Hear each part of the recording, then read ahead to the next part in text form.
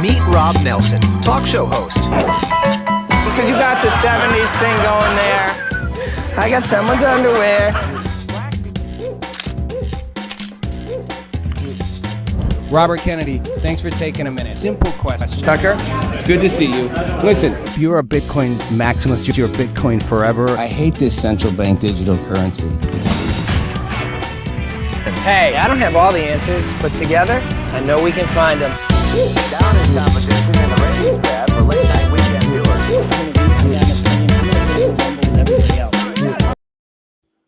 Hey everybody, welcome to the show. Happy Wednesday. Sorry, Monday. Wednesday's David's Day with me. It's a Monday. All right, what do we got going on? You know, Monday shows can be a little slow, they can be a little fast. I like to keep my Monday show short, you know, not to drag it out too long. So it's interesting how time moves slowly at certain points in time. That sounds like a Kamala Harris thing, to be unburdened by what was burdened, or unburdened by what was burdened. I can't even remember. Yes, time moves slowly sometimes. It feels like some days it feels like so much is happening, and some days it feels like just the same things are happening over and over. I feel like, to me, this is one of those kinds of days. And those kinds of weekends. And that's why I say it often comes off on a Monday, because the weekend, look, intentionally weekends are slow news, right? I mean, people intentionally try to keep things, you get things out on the weekend you don't want anyone to pay attention to, right? You know, so you want your big announcement to happen on the weekend. You want to just shuffle things away on the weekend. But I am still really fascinated by this whole thing with Iran. I don't have David or Landy here with me to talk it through, so I just do it myself. I just do my own monologue on it. So here's how I look at it. For those of you who are still paying attention, first of all, I start with one core premise. Most Americans, for right or wrong, aren't happy that we did this. Now Trump's calling it a mini war, whatever. This armed conflict with Iran. I'm not even sure it is a war, to be honest. What's a war these days anyway? What makes something a war? If you go bomb somebody's ships and is that a war? I guess you could consider it an act of war, but is that actually a war? I mean, if I'm honest, did it feel like we went to war with Iran? It just feels like we went over there and just blasted the crap out of them. Usually in a war, right, like both sides shoot at each other and like, count up your casualties. We had like one plane crash and we got the pilots back. I think like 2 people died in an accident or something. I'm not diminishing that 2 people died. I'm just saying wars generally seem like 2 sides line up in some way, shape, or form. In the old days, literally lined up the troops. Then as we got a little farther along, we lined up troops and brought in more armored vehicles and air support and, ships shooting at one another, shooting at land. This just felt like we went in, us and Israel just went in and like bombed the crap out of everything. Killed off all the top leadership, bombed the heck out of all their military infrastructure. Unfortunately, killed quite a number of civilians, probably like 4,000 or something, right? Not anywhere near as many as they killed of their own citizens for protesting. What was it they estimated? It was 40,000 people or something in those protests were killed by the government, by their own government. People think we don't have speech here. People think we have fascism. Okay. Imagine 40,000 Americans being executed by the US government for protesting. Can you imagine 1, 2, 10, 40,000? Damn. Anyway, so I'm not even sure it is a war. I mean, I guess technically it is, back to my main point. Trump calls it a mini war. But Trump calls it a mini war because it's politically not a popular conflict. If it were roaring popular, if he'd finished him off and, if 2 weeks in, everything was done, Iran had, dropped a bended knee, surrendered everything, allowed a new leadership in, given us access to the, hidden uranium, Trump would call it the best war in American history. Now that it's dragged on for weeks and weeks, with no clear end in sight, it's a mini war, baby war. But I don't, again, think it's even a war, to be honest. I feel like it's just an armed conflict where we battered them, stopped, thought they would submit, and miscalculated. And y'all have heard me have this conversation with David and with Landy, and they're both very smart. But I truly believe we expected Iran to capitulate. With their core upper-ranked leadership wiped out, total disarray, their military infrastructure decimated, their economy suffering, struggling, suffocating, if you will, that they would cave and go, okay. And again, that's where I say the Iranian leadership, the mullahs, they're not rational actors. That doesn't mean they're not good at reading rational actors. So I think they know exactly. I don't think this is a confusion of leadership that they say 2 different things. I think they know exactly what they're doing. Look, they just fired, what, today? Was it yesterday or today? They fired drone missiles into United Arab Emirates and hit a bunch of things. They shot at 2 U.S. ships, I think, 2 commercial ships, British ship too, or whatever. The Crown Prince of Saudi Arabia just came out today and sort of said, this aggression by Iran against the United Arab Emirates is not okay. We are aligned with, Abu Dhabi is like our sister here, and we Gulf nations are going to stand together. Okay, my point. This is Iran during a ceasefire. They've mined the Strait of Hormuz. They're shooting at commercial ships. They're shooting drones at the neighboring states, drone missiles, at their oil facilities. What else? Oh, yeah. They've threatened to shoot at any U.S. ship that enters into the strait to escort ships through. They are claiming they're going to charge a toll to get through it. And they offered up a beautiful 14-point plan, which best indications are like not one of the points is acceptable. I mean, it starts with, I think, no U.S. troops in the Gulf. We pay reparations for the damages we've done, and nuclear is not on the table for the talk. So it's not even considered in this current round of talks. We talk nuclear maybe someday in a land far, far away, in a time like Star Wars. Star Wars, isn't it May 4th? May the 4th be with you.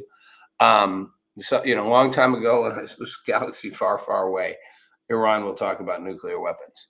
So it's a joke. There's not really a ceasefire. And if there was, they're violating the terms that we had to have the ceasefire in the first place, which is why I say I think they didn't expect this. I think the U.S.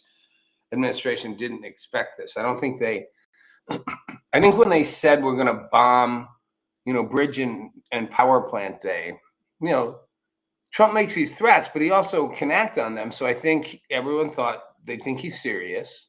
And knowing that, they're going to capitulate, like I said, and they didn't. They went the other way. They did not only not capitulate, you think they're the ones who won the war, if it is a war, if it's a mini war. You think they're the winners. They're like you pay damages? We don't negotiate the things that the war was started over. That's off the table. And you can no longer ever have troops here again. How is that the loser? I mean, clearly they're acting like they haven't lost at all. And Trump doubling down on the fact that we decimated their military. Well, that's true. And that we took out their top couple tiers of leadership, also true. We did not replace their regime. And the lower tiers of leadership are still leadership in the same regime. And by a lot of accounts, they're even more hardline. And they're backed up against a wall. So things are going to get even worse in Iran. And again, they don't care how much the people suffer. They just executed 40,000 of them for protesting. I mean, they don't really care about suffering. They do ultimately need some money.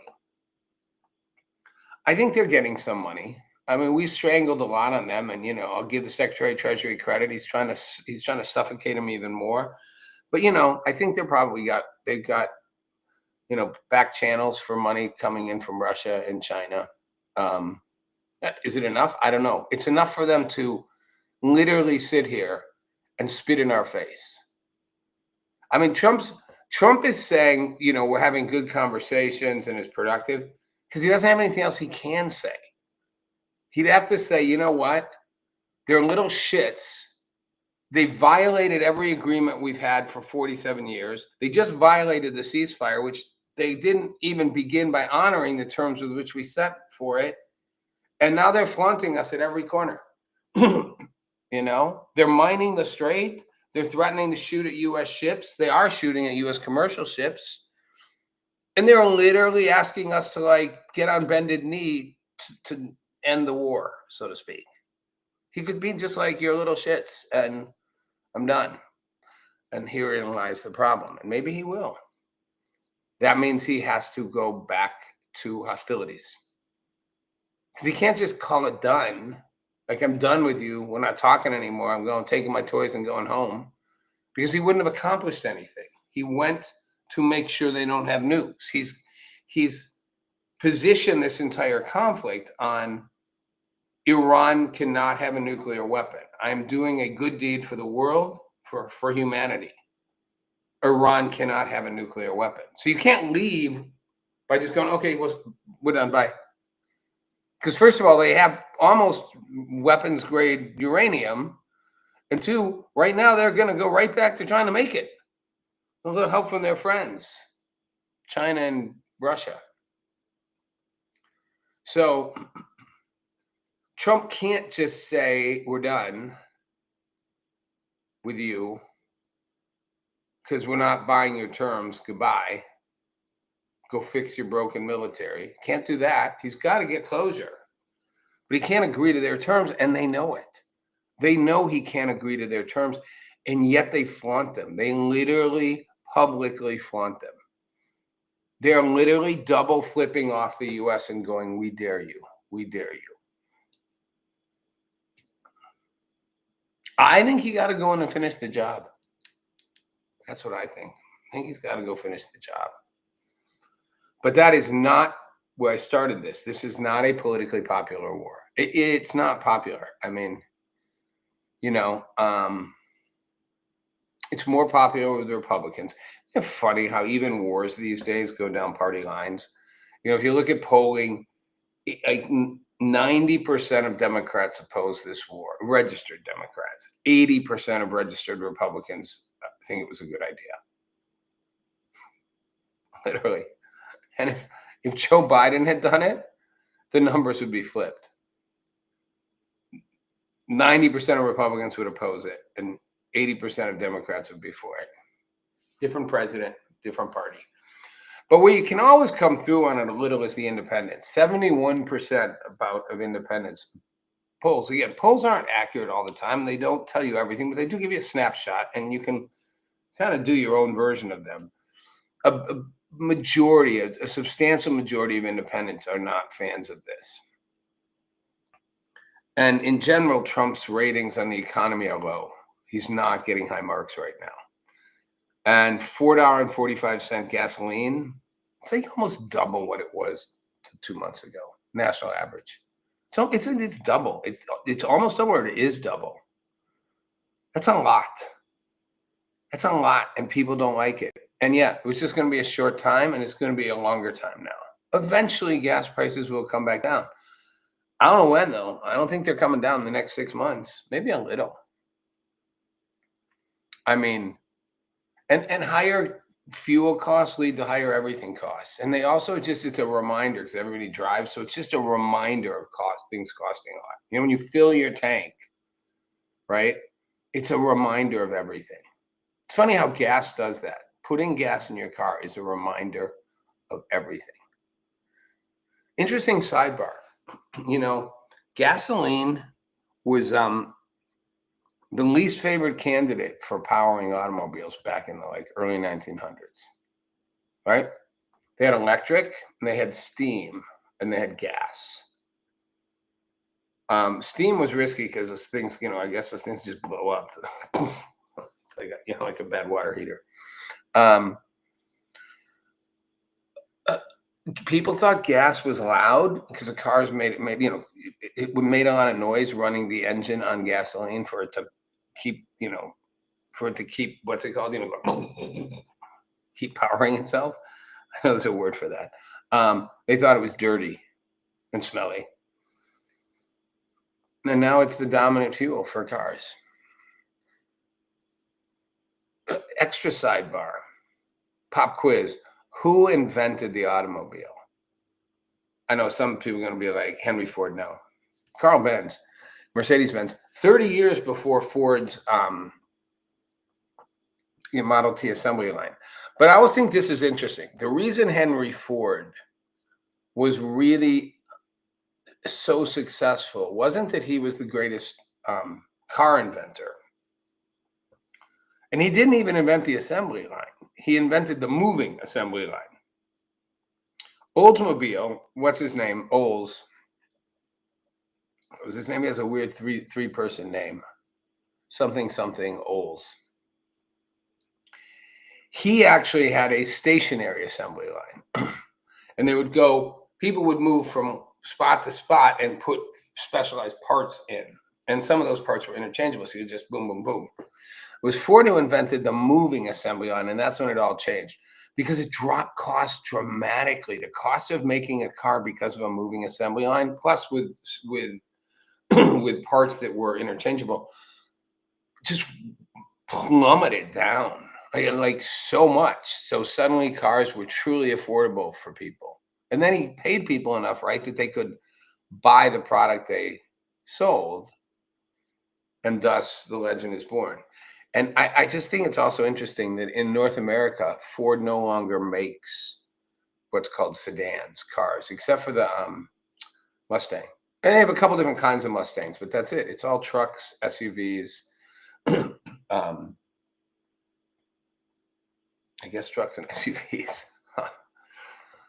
No more cars. I mean, in Mexico, they still make like the Fiesta or whatever. But it's interesting that like first big mass-produced automobile maker doesn't technically make automobiles anymore. It makes trucks and SUVs. Big sidebar from the gasoline. Gasoline prices are up. That's a reflection, and it has been forever. Gasoline is one of those things, which is where my sidebar with this started, that, you know, we all for decades have identified, yes, the electric car thing is a newer thing. And by the way, I don't like, it sounds terrible. I like having a gasoline powered vehicle. I like putting gas in my car and knowing how far I can get on it. And then I can always find gas somewhere. If I'm running low, I could even put extra gas in the back if I wanted. Anyway, people have been putting gas in their cars forever. And it's a staple part of life, you know? Even when people say, you know, what are your expenses for the month? Rent, you know, car insurance, gas, utilities, right? It's like always in there. It's in one of the sort of the 4 or 5 expenses you have everywhere. So when that expense is doubled, people are like, eh. It does, like I said, it does actually going to affect other prices too, but that alone, it's a benchmark. It's a benchmark indicator.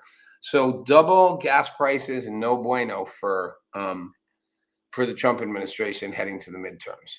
I don't think those prices are coming down no matter what they do. So I'd be just go in and finish the job. You know, just take care of Iran completely. At least then you can go, done, did mission accomplished, regime gone, make way for a new regime. The people can now come out of the woodwork and push in a new regime. And we grab the nukes, we grab the enriched uranium and go home and call it a win. We win the, quote, mini war. I don't see another choice, to be honest. They're not going to capitulate. They're just going to keep asking for incredibly, extremely unreasonable demands, which Trump, like I said, can't agree to. Then he look really stupid. He can't agree to their demands, and they know that. And they're not planning on changing them. I do not see Iran coming around going, all right, we thought about it. We'll give you everything you want. If they were going to, I don't know that they would be still mining the Strait of Hormuz and threatening to shoot at ships that come by and shooting missiles at the UAE yesterday and at commercial ships today. Doesn't seem like the act of a country that's ready to like just crawl into submission. Seems like somebody who's feeling pretty bold. And as I said the other day with Mandy and David, just is not a rational actor. They actually want chaos. They thrive on chaos. They want to send mixed messages. They want to disrupt. They want to shoot rockets at the UAE, at the Emirates. They want to shoot at ships. They want to mine the strait. They want to send out confusing signals about it all. They don't want, they were the number one sponsor of terrorism worldwide for decades for a reason. Terrorism. They like creating chaos. They like disruption. They like that Allstate guy in the ads. You know, he always just drops out of things. These ads are so funny. He's like mayhem, right? That's Iran. Like they're like most amount of mayhem possible. Good. So in some weird way, this is feeding into their sick delusion of, you know, the end of times, and the more mayhem they can cause, the better to the West. The more disruption, okay. How much pain and suffering will that cost them? As long as it's their people, they'll let it go. And even still, they're all willing to be martyrs. So, you know, let the chips fall where they do, and then let's mess the board up as much as possible. They just kick the board over as many times as they can. I don't see an agreement coming. I could be wrong. And again, I'll be really clear. If Trump says we have an agreement and that agreement doesn't actually accomplish the things we said we were going to do, then that's just bullshit. You can't make an agreement where they don't essentially surrender. But he's already given them the leeway to stay in power. They would have to literally give us the uranium. We would have to it'd be verifiable. And you know, the Atomic Energy Commission wants that. It'd be verifiable. that they cannot build a weapon. Otherwise, it was all for nothing. I think we got to just finish the regime off. All right. Well, that's my thoughts on that. That's my ranting and raving on Iran for the afternoon. And I guess the end of it will be maybe Trump will go back to the problem is I don't know what that's going to accomplish just by itself. I don't know if you can get rid of this regime without troops on the ground. That's the problem. You might need troops on the ground to get rid of the regime. And clearly, nobody wants to put U.S. troops on the ground. That will result in casualties. So I get it. I don't know if you bomb their infrastructure, their power plants, their bridges. Does that take the regime out or just cripple the country further? I don't know. Like I said, I don't think they ever intended to. I think it was always meant as a threat to make them go, okay, we quit, we surrender. And they didn't. Either they didn't believe we would do it or they didn't care. Either one's possible. They might thought, we'll call you bluff. We don't think you're going to really do it. They might have been, go ahead, bomb our bridges. Go ahead, bomb our power plants. Great. More martyrs for the cause. Bring it on. Irrational actors with a religious mission. Death can be honorable. There's a place in heaven for you. And they're also they're religious fanatics, and they're also just ruthless and warped and twisted in the way in the way they've distorted their religion, and in the way they distort the policies in the daily life, thus killing 40,000 people for protesting, thus literally killing women for any number of acts. It's such a backwards religion. I don't mean that about being a Muslim in general. I didn't mean it that way. I meant the way they practice it, the way the extremist works. I'm not a fan of the way it's practiced in many countries, and I certainly do think the parts around women in any country, Afghanistan, wherever it does that, it's not okay. And you call me judgmental. Yeah, I'm not. It's not relative to me. I'm not a relativist on this. All religions have problems. All religions have flaws. You basically treat women like they're second-class citizens, subject to any man's wants, needs. Anything they do can be punished. They're responsible for any mistake that happens. Again, even like adultery, you're responsible even if he did it. It's like that. You can't show your face. You like whatever. You're literally treated like a slave. You can't be educated. And I'd say this about America too. Back in the day when we had slavery, it's like it's not okay that religious institutions, which they didn't all in North, many didn't, justified it. Like, it's not okay. Like, no, you can't. But modern Christianity does not hold those beliefs anymore. And I'm not okay with any country that does. But back to Iran, it's an extreme form of the leadership. The radical Islam is extreme. And I think when you're dealing with that extremeness, I don't see a way around it other than getting rid of them and creating, the opportunity for the people who want to come out and rise up. Because right now they're just going to get shut down. This thing ends tomorrow. They just go shut the people down. Internet's been shut off for months. They just shut everybody down. They'll kill thousands more people. They'll silence all dissent. And they're executing people. They executed a couple of people the other day. The athlete, some karate champion, got executed for being a demonstrator. I mean, it's insane. They do it to scare the heck out of people, and it works. So we should finish what we started. All right, it's Rob Nelson. It's Rob Nelson Live. I'll see you on Wednesday. Hopefully David's going to join me. That is always fun. Have a good couple days.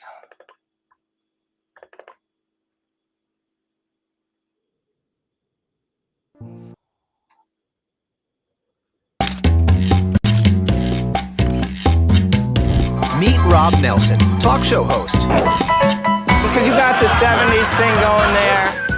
I got someone's underwear. Robert Kennedy, thanks for taking a minute. Simple question. Tucker, It's good to see you. Listen, you're a Bitcoin maximalist. You're Bitcoin forever.